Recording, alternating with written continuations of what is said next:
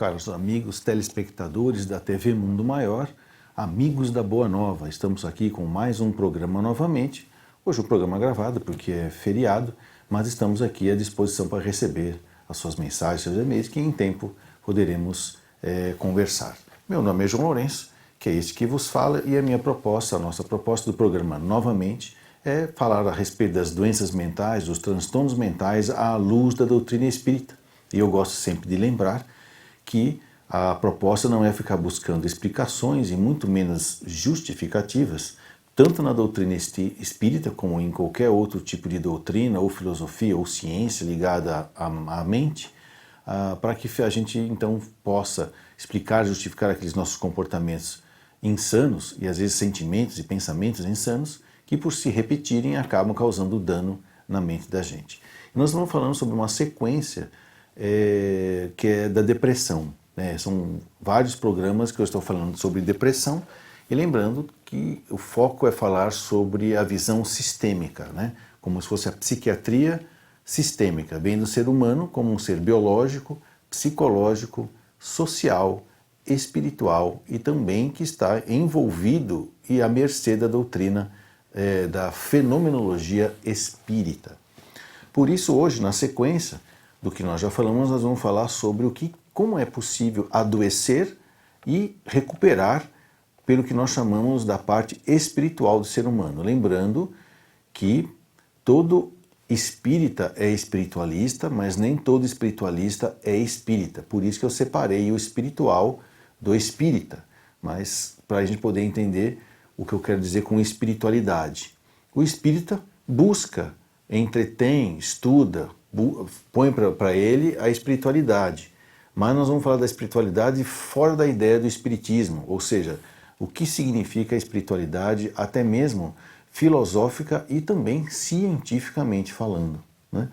Então, quando nós vemos um ser humano do ponto de vista biológico, nós já assistimos esse programa, nós vimos também do ponto de vista psicológico e vemos também como é que a gente adoece do ponto de vista social, que foi os 3 últimos programas. Hoje nós vamos falar sobre então como é adoecer e se recuperar do ponto de vista espiritual, como a parte espiritual do ser humano pode nos levar a adoecer. E lembrando que quando você fala da parte espiritual, você fala assim, puxa, mas como que o espiritual pode nos adoecer e pode nos levar à depressão? Quando nós falamos do espiritual, nós vamos entender que existem 2 maneiras de eu exercer a minha espiritualidade. Uma delas é o que nós chamamos de espiritualidade na horizontal, ou seja, é entre nós, no dia a dia de nossa vida. E existe o que nós chamamos de espiritualidade vertical, que é uma coisa que eu faço eu com Deus. Uma coisa é o coletivo, eu e os outros. A vertical é eu e Deus, então é uma coisa mais solitária, é uma coisa mais pessoal, própria, e que não tem como transcrever ou prescrever isso. No contexto da sociedade, de viver em grupo, existe então os valores éticos e morais com que eu me relaciono com o grupo. Nesse sentido é que, tanto do ponto de vista do relacionamento entre as pessoas, eu tenho meus valores éticos e morais, como a minha relação minha com Deus, isso pode me deixar exposto a certos tipos de estímulos ou da ausência de certos estímulos que podem se encontrar numa disposição interna minha, biológica ou psicológica ou mesmo social, desencadear um quadro depressivo. Por isso que nós vamos pegar esse programa para entender como que acontece isso do ponto de vista, esse ponto de vista chamado espiritual, que não é, volto a repetir, do espiritismo. O próximo programa é que nós vamos falar sobre isso, como é que a gente pode adoecer conhecendo através de uma religião, que é do aspecto religioso do espiritismo, que faz com que eu pessoalmente me ligue a Deus, ou seja, da parte vertical, que eu chamo de espiritualidade vertical, e como que o espiritismo pode promover, entreter, piorar um quadro depressivo, ou como ele pode aliviar, diminuir e até eliminar um quadro depressivo. A própria fenomenologia espírita, inclusive não só a fenomenologia, mas também o conhecimento de certas realidades do ponto de vista espírita que reforçam muito a minha ligação com Deus, ou seja, a minha espiritualidade. O que o conhecimento espírita pode fazer com isso. Mas isso é no nosso próximo programa. Hoje nós vamos começar a falar já sobre, então, a questão do lado espiritual, que eu gostaria de colocar o nosso primeiro slide e que nós vamos entender isso, né? Então, o ser humano também é um ser espiritual, ok? Então, estamos falando aí da espiritualidade horizontal, que foi descrita, ou pelo menos entendida por esses dois pesquisadores, o Moberg e Brusek, em 1978, e que ele dividiu, né, a espiritualidade em dois tipos, na horizontal e na vertical. Vamos entender agora mais um pouco o que é essa tal da espiritualidade horizontal. O gráfico que está ali está mostrando, né, uma série de coisas que pode acontecer no relacionamento entre as pessoas, num grupo, não importa se é na escola, no trabalho, se é no centro espírita, na igreja, na sua rua, na sua casa, né? O que se espera dos valores éticos e morais de uma espiritualidade horizontal, ou seja, valores éticos e morais espiritualizados na horizontal, ou seja, no relacionamento de mim, né, com os outros, é no mínimo essas três coisinhas: a honestidade, a mente aberta e a boa vontade. Por isso que está escrito um monte de coisa ali. O que pode acontecer quando a gente está se relacionando com as pessoas no nosso dia a dia? Primeiro, eu posso ter uma atitude autoritária, né? Querer ser o dono da verdade ou querer mandar, né? Posso, na realidade, sem ser autoritário, eu posso ser uma pessoa inovadora. Aí as pessoas gostam de me seguir, eu acabo sendo uma espécie de guia ou líder. Posso ser uma pessoa controladora, né? Que acaba lidando com as pessoas através do medo, né? Posso ser uma pessoa que trabalha evitando os conflitos. Então, vamos dizer assim, uma pessoa que a gente imagina até que quem evita o conflito seria uma boa pessoa, às vezes não é. O que evita o conflito é aquele que muitas vezes é indolente. Ele vê que a coisa está errada, ele não fala nada só para não ter trabalho. Então, evitar o conflito, nós vamos ver isso depois, não é necessariamente o que se espera, né? Vamos dizer assim. Na realidade, o que se espera, quando nós vimos lá na parte da psicologia, a gente viu a questão de ser assertivo, né? E o assertivo é o cara que é claro, direto, objetivo. Ele não é indolente, tipo, deixa como tá para ver como é que fica. Mas também não é controlador, não é intolerante, que lida com a raiva, né? Pode ser também pessoas que têm um relacionamento paternalista um com os outros, e isso é muito baseado no orgulho, né? De eu salvo, eu cuido, eu deixo as pessoas bem. Tem me relacionar com as pessoas pela minha performance, né? Ou seja, eu quero ser melhor, é uma vaidade, né? Vamos dizer assim. Posso ser uma pessoa crítica, e muitas vezes a crítica esconde a inveja, né? E às vezes, por avareza, eu acabo sendo sutilmente malandro, como nós vimos lá na psicologia, né? Que é o agressivo passivo, né? Ele acaba ficando é um cara meio avarento, né? Ele muda de acordo com o jogo, vamos dizer assim, só para não perder. Esses valores todos podem ser menos materialistas e serem mais espiritualizados. Ou seja, a partir do momento em que eu me relaciono com as pessoas e eu tento me manter nesse relacionamento com honestidade, com mente aberta e boa vontade, o grupo acaba vivendo melhor, né? Claro, se eu sou honesto, não é honesto no sentido de não mentir, de não roubar, essas coisas. Isso aí é regras mínimas de convivência social. A honestidade que nós falamos aqui de espiritualidade na horizontal é eu ser honesto comigo mesmo. É eu não me omitir quando eu preciso falar uma coisa que é importante, e é eu não me intrometer quando uma coisa importante já foi decidida e eu não sabia o que era aquilo. Não tem como bancar o tal, vamos dizer assim. É o ser assertivo, né? A honestidade e ser assertivo. Isso é claro, direto, objetivo, sem rodeios e sem manipulações na hora de expressar o que se sente, o que se pensa, o que fala e também o que vai fazer. Esperando o quê? Que o outro também seja honesto, que ele também seja claro, direto, objetivo, sem rodeios, sem manipulações na hora de expressar o que sente, pensa, fala ou vai fazer. Por quê? Porque quando duas pessoas são assertivas, o máximo que pode acontecer entre elas, como nós já vimos, é um conflito. E esse conflito é o quê? Ideias diferentes sobre o mesmo ponto de vista. Se as pessoas são honestas, elas vão colocar as ideias para que possa até nascer uma terceira que se complementa, né? As diferenças se complementam, uma terceira melhor. Isso é que é a espiritualidade horizontal, é a tal da honestidade que vem em primeiro lugar, né? Que não é simplesmente não roubar e não mentir, tá? Isso é o óbvio, tá? Não roubar e não mentir é óbvio que isso já é pré-requisito para se conviver em grupo. É a honestidade consigo mesmo, né? Depois vem a mente aberta. O que é manter a mente aberta? Sempre num grupo vão ter ideias diferentes, comportamentos diferentes, nós vamos ter valores diferentes. Então é sempre bom de perceber que é bom aceitar as diferenças, compreendendo as diferenças e até aprendendo com as diferenças, se você mantém a mente aberta. Se você mantém a mente fechada, o que acaba acontecendo? Você acaba ficando num lugar confortável, ou seja, você não tem que fazer esforço nenhum para compreender e mudar certas tendências suas, mas, no entanto, você acaba ficando isolado e participando de maneira parcial do grupo. Então, isso é um valor ético e moral materialista. Quando eu estou disposto a abrir a minha mente e tentar entender e compreender o outro, para poder conviver bem e aprender até com as diferenças, então eu tenho um valor ético e moral do grupo, em grupo, espiritualizado. Isso, então, é o que nós chamamos de espiritualidade na horizontal. O outro é a boa vontade, né? O que é a boa vontade?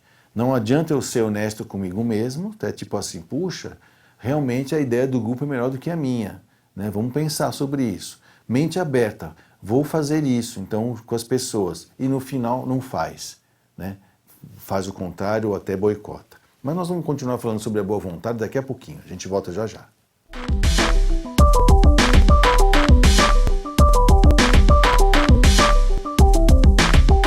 Ao comprar livros, DVDs e CDs na loja virtual Mundo Maior, você patrocina a divulgação espírita do maior complexo de comunicação espírita do mundo. Compre através do nosso e-commerce. Invista em um planeta de regeneração.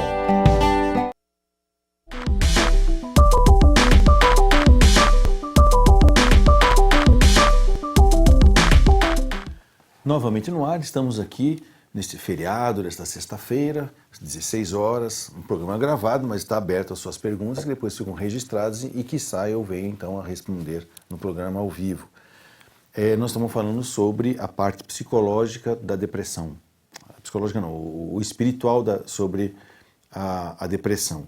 E estou ensinando então como que na espiritualidade, o que é a espiritualidade, né? A espiritualidade vertical e a horizontal. Na horizontal nós temos alguns valores éticos e morais que tornam as relações humanas entre os seus iguais, numa horizontal é relacionamento entre nós, né? Não é entre eu e Deus, é entre eu e os outros, é relacionamento entre nós. São três coisas que nos fazem ter um valor ético e moral espiritualizado. A honestidade consigo mesmo, ou seja, para você enxergar qual é o seu real tamanho, percebendo quando que você pode contribuir e quando você pode receber dos outros, né? Manter a mente aberta, porque sempre você vai encontrar alguma coisa muito diferente na qual você não está acostumado e você tem que aprender a lidar com a contrariedade de mudar o seu gosto, ou de mudar a sua tendência. Em função do quê? Pelo bem comum, ok? Não é pelo seu bem, né? Vamos dizer assim. E é claro, nós estamos falando aí antes do intervalo da boa vontade, né? A boa vontade é fazer, né?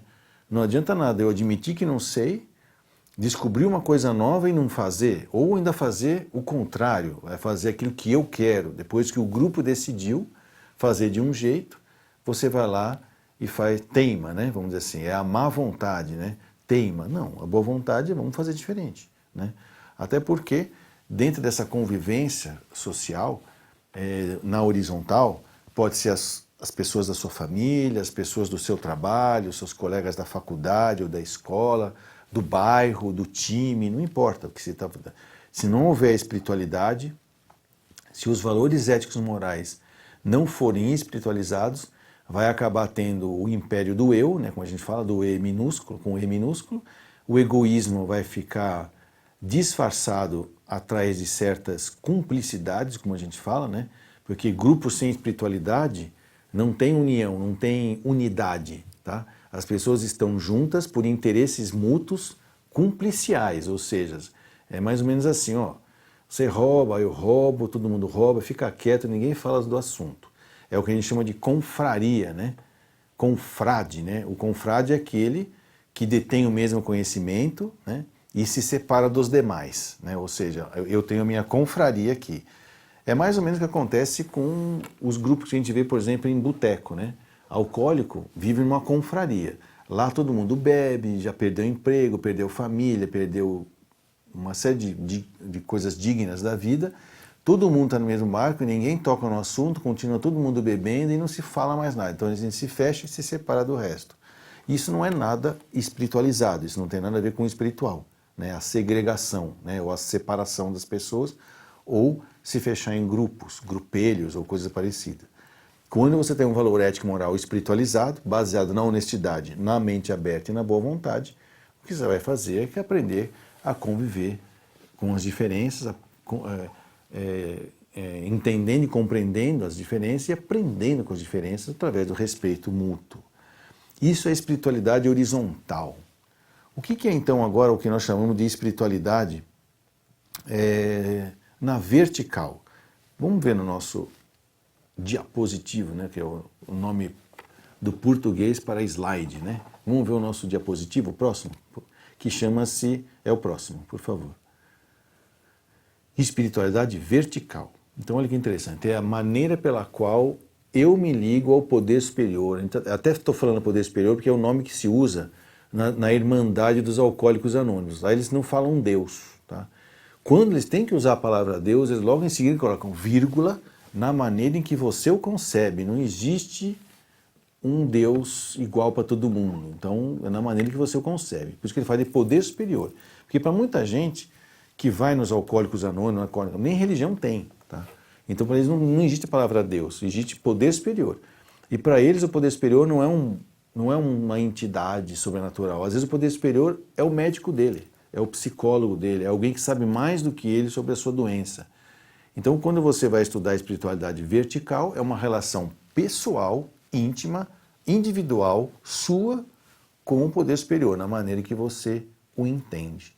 E aí, eu costumo dizer que existem tantas religiões quanto forem os perfis psicológicos das pessoas, tá bom? Há um momento em que não vai haver mais necessidade de religião. Por quê?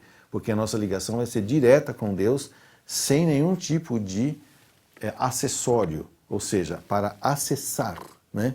Para mim poder acessar a Deus, eu tenho que ter alguns acessórios, que pode ser rituais, dogmas, fetiches, imagens, sons, mantras, vestimentas, não importa. Há um momento em que a minha ligação com Deus se faz de maneira direta, sem a necessidade de acessórios. Então, a religião é uma maneira de acessar a Deus, com um acessório que ela lhe propuser, que vai de acordo com as suas possibilidades psicológicas. Por isso que não existe a religião certa ou a religião errada, ou a religião boa ou a religião ruim. O que existe é a religião possível, né? O que é possível para você. Por isso que a gente respeita as diferenças, né? Na vertical, na horizontal, a gente respeita as diferenças, porque cada um vai poder se ligar a Deus como quiser. E aí a gente olhando lá no diapositivo, nós vamos ver algumas coisas que podem ser usadas como acessório. Olha lá, eu posso usar uma religião dogmática, né? Porque eu preciso de dogmas, não tem problema nenhum, não é feio nem bonito, não é burrice, não é falha, não é doença, não é mau cara, nada disso. Se eu preciso de uma religião dogmática, escolha, tem um monte de religião dogmática. Ah, eu nasci no Oriente Médio, então provavelmente você vai encontrar alguma religião dogmática lá que vai encaixar na sua cultura, no psiquismo que você adquiriu por ter reencarnado naquela cultura, naquele país, naquela época. Existem as doutrinas racionais, na qual nós encontramos aí o próprio Espiritismo, tá? O Espiritismo não é a única doutrina que é racionalista, né, que coloca a fé baseada na razão. Não é a única. Temos várias outras. Aí eu costumo dizer que é para pessoas como eu, cabeção, né? O que é um cabeção? É aquele cara que para tudo tem que ter uma explicação. Tem gente que não precisa de explicação nenhuma, e já está ligado a Deus só de juntar as mãos e fazer um Pai Nosso. Eu preciso entender, quase que dissecar Deus para entender. Então, para quem precisa racionalizar as coisas, as doutrinas racionais, como a do próprio Espiritismo, é bom, funciona. Não é bom nem ruim, não é feio nem bonito. Serve, como a gente fala, né, a quem precisa dela.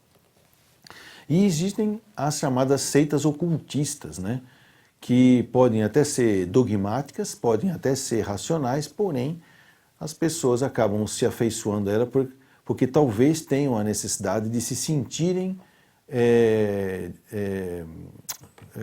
como chama? Portadoras ou possuidoras, né, proprietárias, né, de um conhecimento que ninguém tem. Né, uma coisa meio ocultista, vamos dizer assim. Mas também não importa, porque às vezes as pessoas querem ter espiritualidade, querem praticar algum tipo de acessório espiritual, algum tipo de seita, mas não quer que ninguém saiba. Sei lá, porque vai ficar esquisito, né? Eu sou um vendedor, ou eu sou um presidente de um país, vão saber que religião eu tenho, vão saber que eu faço essas coisas, então eles preferem fazer práticas ocultistas, porque com isso ela fica protegida contra a opinião pública, vamos dizer assim, em relação às suas tendências, não vou dizer nem preferências, né? Porque a gente não prefere religião, a gente vai atrás daquela que se encaixa no nosso psiquismo, né? No nosso momento. Né? E aí então é que existem essas seitas ocultistas. Mas quais são as 3 coisinhas que, seja você dogmático, seja você racional ou ocultista, né? O que é que a gente faz quando está fazendo essa ligação com Deus na vertical? Vamos ver o slide de novo? Olha lá, está num cantinho ali. A primeira coisa que a gente faz é a aceitação do quê? De que existe alguém ou alguma coisa superior a nós. Ok? É a aceitação. Eu aceito que eu sou criatura e alguém é o meu criador. Talvez as religiões dogmáticas gostam disso. Eu aceito que existe uma inteligência suprema, né? Soberanamente justa e boa, acima do que eu, né? Talvez seja um pouco mais as doutrinas racionais. E os ocultistas talvez vão falar de deuses ou de potências ou coisas parecidas, né? Mas a aceitação tem a ver com a aceitação da nossa pequenez diante desse poder superior. Depois vem a fé, né? A fé significa estar ligado em alta fidelidade a alguma coisa. Então, por isso que lá no cartório, o escrivão diz assim: o que está descrito acima é verdade e dou fé, porque não existe verbo para o substantivo fé. Né? Você já fezou hoje? Bom, eu dei uma fezada, eu fezo, tu fezes, ele fez. Não dá certo conjugar o verbo fé, né? Não dá certo, não tem. Então, fé significa estar ligado em alta fidelidade a alguma coisa. Então, eu aceito que existe algo superior a mim e estou ligado a ele em alta fidelidade. Por isso que é uma ligação vertical. E como é que se faz essa ligação em alta fidelidade? Pelo exercício da ligação com Deus. Que aí você pode usar acessórios, rezas, mantras, danças, sons, coisa que você quiser, que vai fazer o seu... aumentar esse contato em alta fidelidade com o poder superior. Depois que você fez isso, existe o que nós chamamos de entrega. Né? Olha lá, o que é entrega? Né? Se você aceita que é a criatura diante do Criador, está ligado a Ele em alta fidelidade, você vai se entregar na mão dele, vai deixar que Ele guie a sua vida. Você não vai dizer para ele o que é que você quer, você vai estar se abrindo para saber qual é a vontade dele sobre você. Isso é que é a entrega, ok? Eu gosto sempre de lembrar uma definição de fé que é do Bill Wilson, do fundador dos Alcoólicos Anônimos, que ele diz o seguinte, para encerrar esse nosso bloco, que fé é um salto no escuro nos braços de Deus. Quem não salta não é abraçado, fica apenas no escuro. Vamos para o intervalo e a gente volta já já.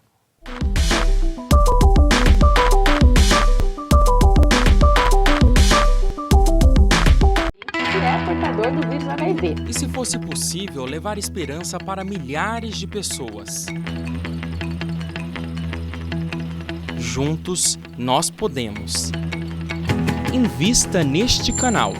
invista em um mundo melhor.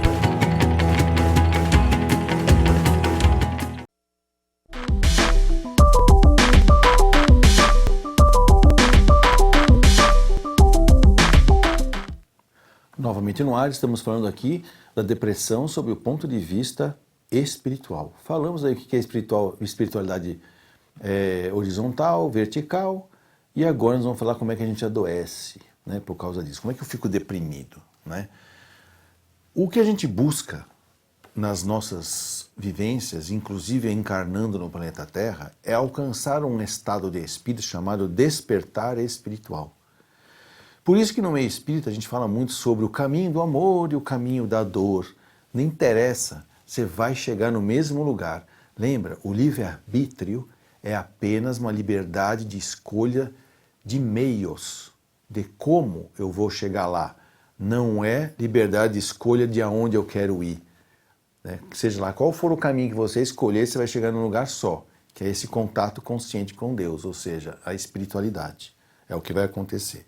E aí eu vou explicar num gráfico que eu desenhei também para a gente poder ver aí no nosso slide como que a gente adoece.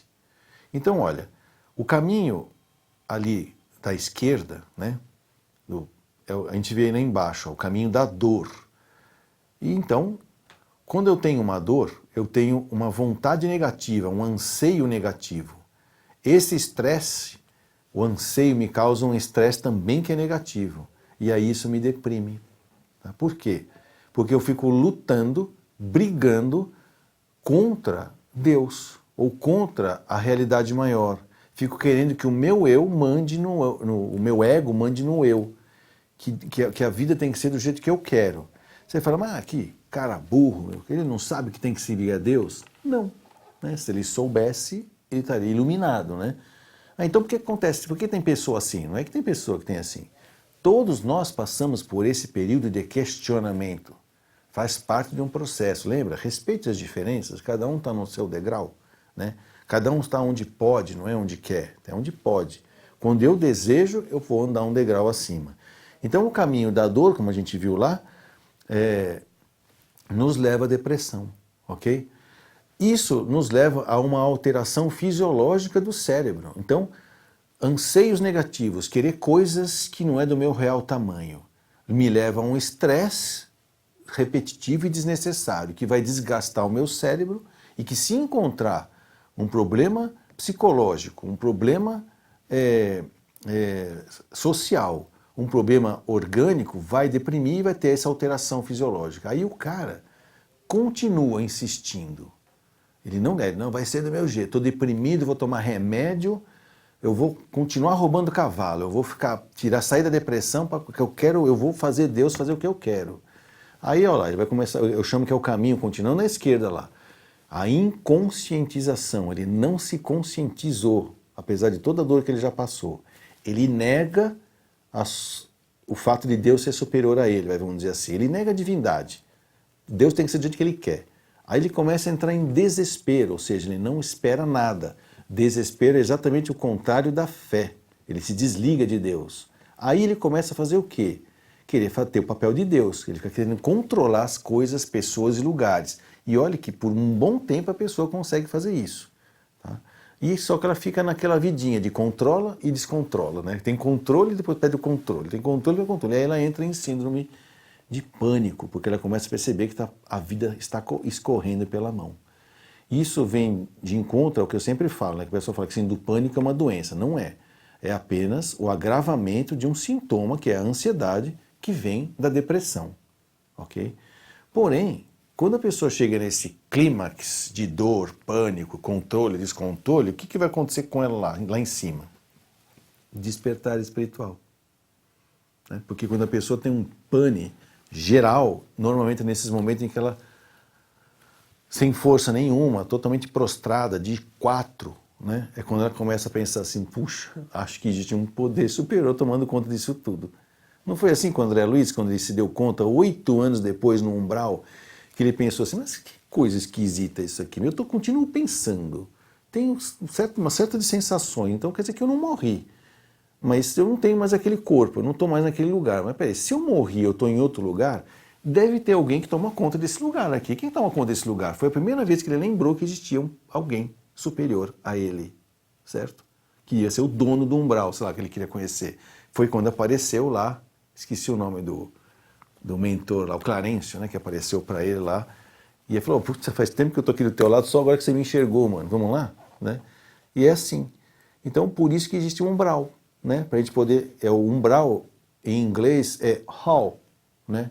O umbral do céu, o hall do céu, a entradinha, porque antes de você entrar no céu, você tem que limpar o seu pezinho ali no capacho do umbral, né?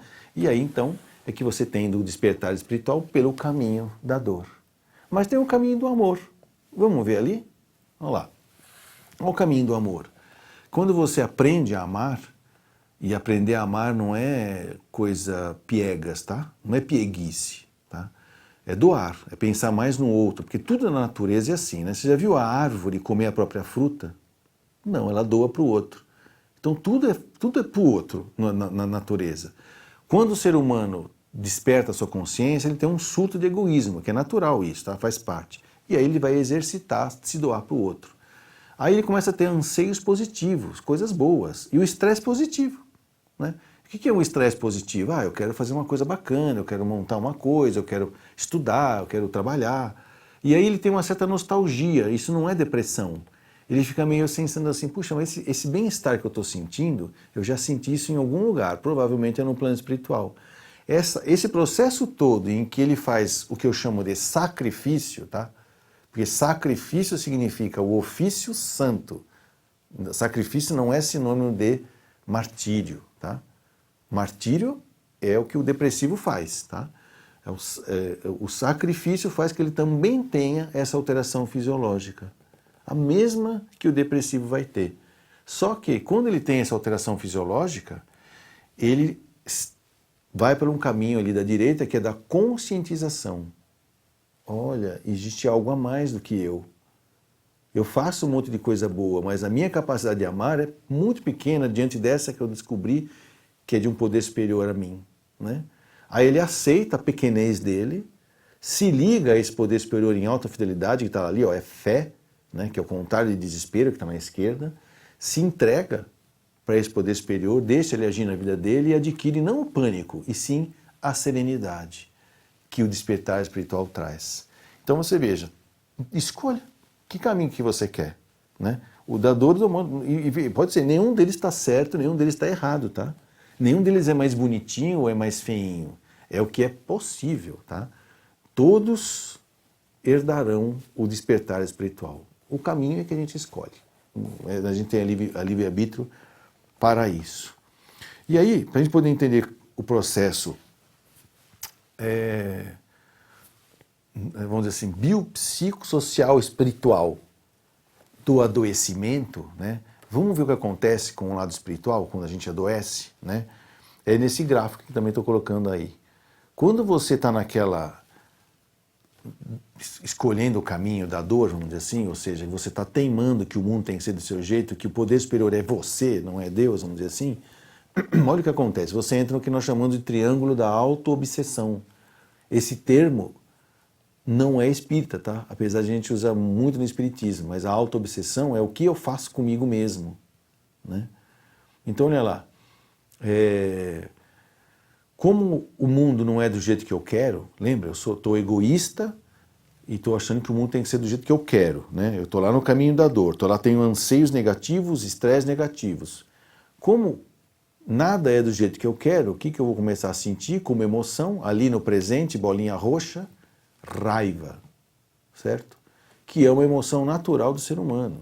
Lembra que eu já falei várias vezes sobre isso, raiva, culpa, medo e controle. E a pessoa vai acumulando raiva, por quê? Porque o mundo não é do jeito que ela quer. O mundo está aí para servi-la, do jeito que ele pode, com a permissão de Deus, mas ela quer fazer do jeito dela, não tem problema, tenta. Ela está também desenvolvendo habilidades como o cara que está indo pelo caminho do amor. Só que ele vai acumulando raiva, congelando raiva. E essa raiva vira depressão, né? Em relação ao passado, né, como ele olha para trás, né, e ele vai ver que toda a vida dele não foi do jeito que ele quis, que ele se desdobrou, que ele se matou, que ele fez, que ele desfez, sabe aquela autopiedade, né? o coitadinho, né? Olha só tudo que eu fiz, né? Aí ele fica acumulando ressentimentos. O que é ressentimento? É sentir de novo aquilo que já passou. E muitas vezes com um certo saborzinho, sabe? Um certo glamourzinho. Sabe gol de cotovelo? Né? Como é gostoso. Sabe aquelas musiquinhas que a gente vê às vezes que aparece, que o pessoal canta assim, você me enganou, você me enganou, você me enganou, e fica lá com aquela dorzinha no cotovelo. Isso é ressentimento. Dá prazer, cara. É muito interessante isso. A pessoa fica lá num glamour da dor. Isso é ressentimento, é passado. É com essa base, né? O que ele tem de base aí, nesse triângulo da obsessão? Ele tem de um lado a raiva, do outro lado o ressentimento. O que ele vai esperar do futuro? Medo. Ele não sabe. Por isso que ele quer controlar as coisas, porque ele tem medo, né? Então, esse triângulo é ressentimento do passado, porque não foi do jeito que eu quis. Raiva do presente, porque não é do jeito que eu quero. E medo do futuro, porque eu não sei como é que vai ser. E isso é o triângulo da autoobsessão, que vai carcomendo o seu aparelho psíquico. Primeiro vai carcomendo a sua espiritualidade vertical, certo? Você vai se desligando de Deus. Depois você vai se desligando das pessoas, porque você está egoísta, lembra? E isso vai carcomendo a sua vida social. Isso vai carcomendo o seu aparelho psíquico, o seu funcionamento psicológico. E vai carcomer o seu cérebro. Por isso que se fala, uma coisa que eu perguntava para professores lá em Franco da Rocha, é possível doenças cerebrais psicossomáticas, de tanto eu ter o mesmo pensamento, eu passo a lesar o meu cérebro? Sim, é possível.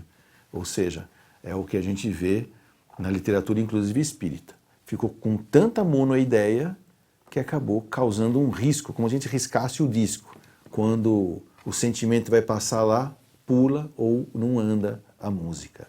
É assim, então, que a espiritualidade pode nos adoecer, ok? Nós vamos para o nosso intervalo e vamos falar como é que a gente sai dessa, ok? Eu dou a receita e não dou a cereja. Vamos lá, já voltamos já.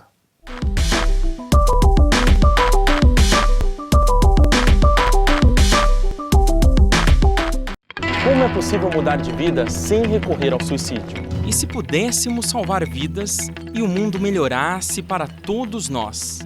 Juntos, nós podemos. Invista neste canal. Invista em um mundo melhor.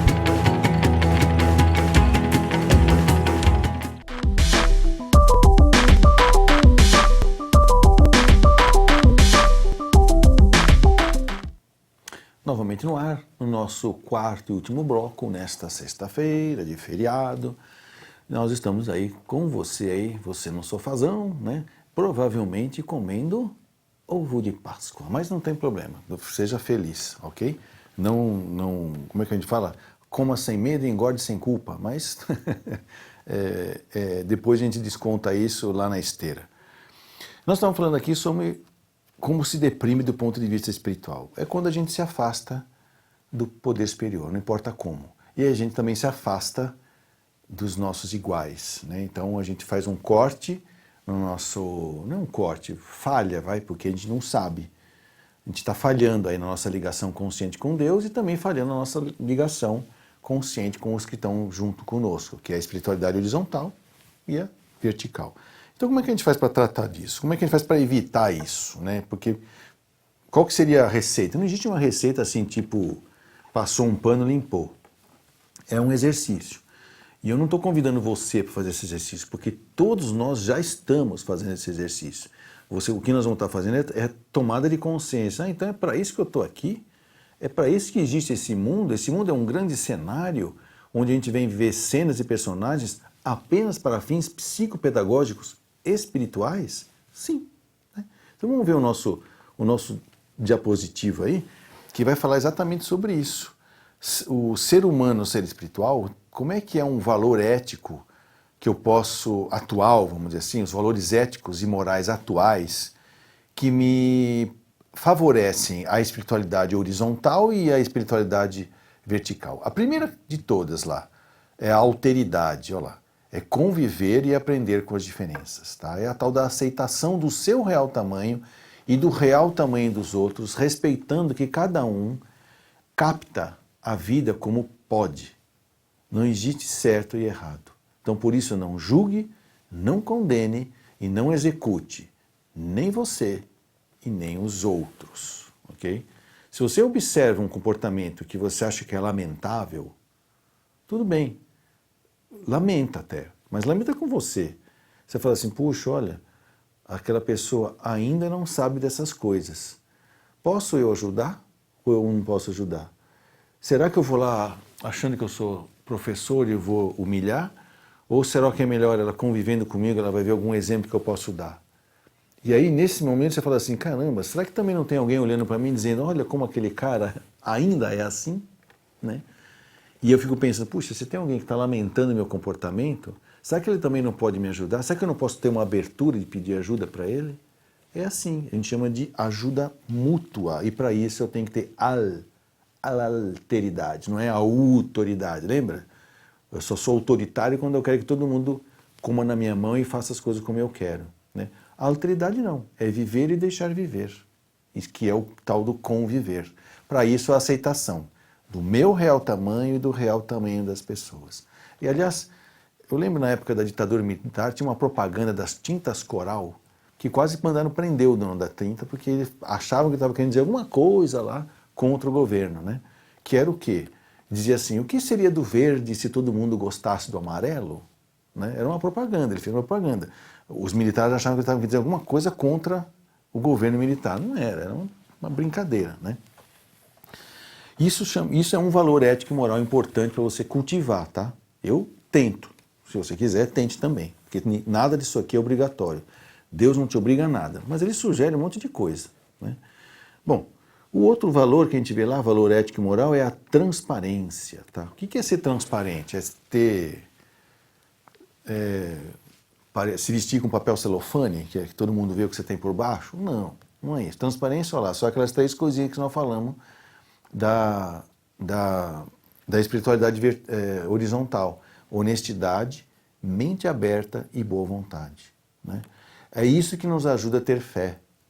Porque se as pessoas são transparentes, se elas são honestas, têm a mente aberta e têm boa vontade, não é difícil crer nelas. Porque em Deus eu tenho fé, nas pessoas eu creio. Por quê? Porque crença é um evento, né? Fé é um processo. Eu aumento a minha fidelidade a cada vez que eu me dirijo a Deus. Crença não. Crença ela vem e vai. Um exemplo, por exemplo, eu creio que vai chover. Ah, não choveu. Oh, minha crença acabou. Fé não é assim. Eu creio em Deus. Ah, Deus não fez o que eu quis, não creio mais. Não. A fé me liga em alta fidelidade, né? Por isso a necessidade da transparência, que hoje está muito na moda aí, né? No meio político, falar da transparência, mas é aquela velha historinha, né? Para os amigos, né? A transparência, né? Para os inimigos, a lei.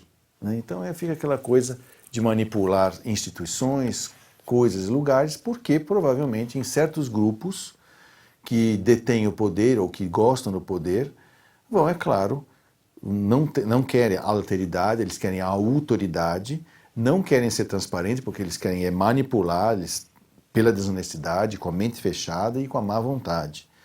Mas nós estamos falando aqui de quem está afim de pegar essa carona e se aproximar com Deus.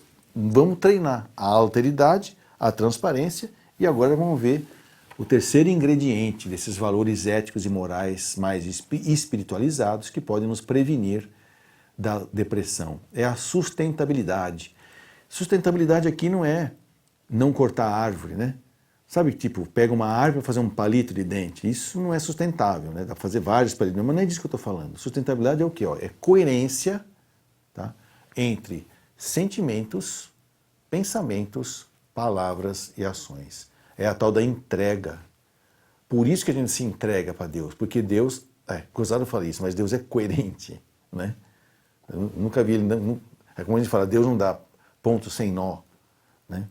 E por que é sustentabilidade isso? Porque você já viu pessoas que são mestres em mentir, não é?